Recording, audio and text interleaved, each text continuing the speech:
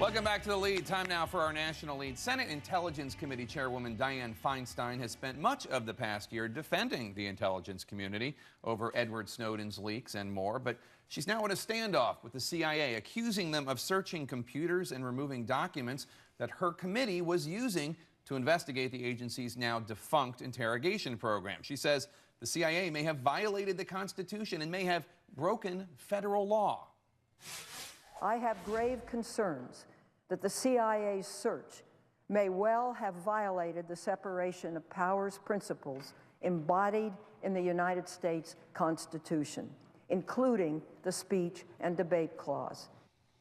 It was great timing for Senator Feinstein because CIA Director John Brennan was taking questions today at the Council of Foreign Relations, and he was asked to respond to her accusations.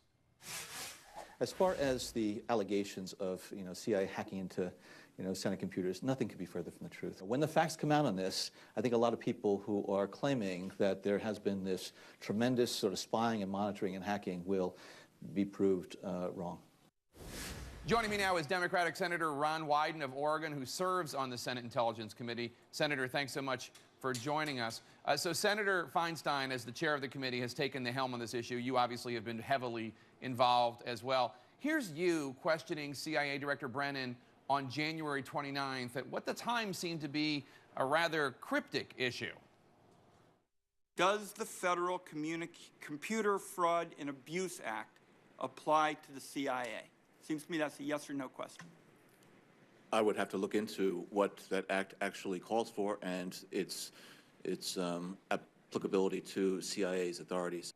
It seems clear now you were referring to this. Brennan responded to you by letter saying that the act does not, quote, prohibit any lawfully authorized investigative, protective, or intelligence activity of an intelligence agency. Feinstein made it clear today she thinks the CIA may have violated the Constitution. What do you think? Well, Mr. Brennan also did say, Jake, that in fact the computer fraud law does apply to them, and the reality is those computers in effect belonged to the CIA, but they were reserved exclusively for the committee's use.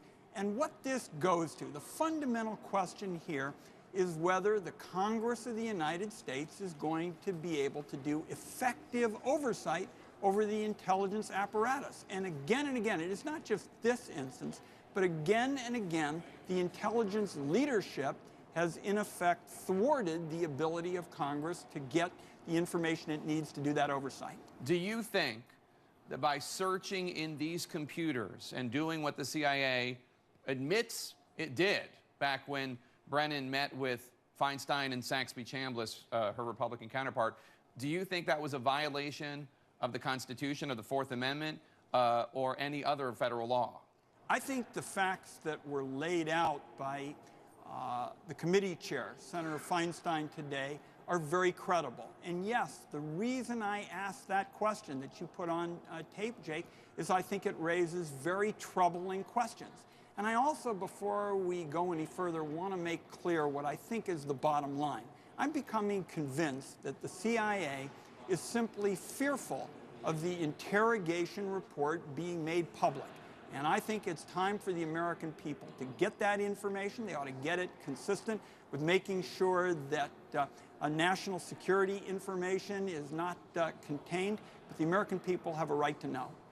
Brennan, when he was asked about this today, he denied hacking into Senate computers. That's not really what he's being accused of doing, though, is it? I think that Senator Feinstein laid those facts out in a very straightforward manner. What I'm concerned about, again, is whether or not the agency is going to understand what the President of the United States said, and that is vigorous oversight is necessary, and in fact the Constitution speaks to it. We've got to be able to do that, and that's the bottom line. Edward Snowden issued a statement. He pointed out what he considers to be hypocrisy by Senator Feinstein, calling this a constitutional issue. He says so are the NSA policies he's made public. He argues that Feinstein believes it's only a scandal when it happens to a politician. I know that you have been out there on the forefront trying to bring attention to these NSA surveillance programs. What do you say to Edward Snowden? My view is this is a part of a pattern by the intelligence leadership. We saw, for example, the head of the NSA, Keith Alexander, say, we don't hold data on U.S. citizens. I consider that to be one of the most false statements that's been made about surveillance. So we have false statements, we have misleading actions, and today it looks to me once again that we're going to face the question, will the committee be able to do its job, which is vigorous oversight? What do you think needs to happen, Senator? Does John Brennan need to lose his job over this? What now, in terms of the priorities for me, is the agency has to answer the questions that it was sent by the committee. That's the first thing, because that's what we need to have to get straight answers.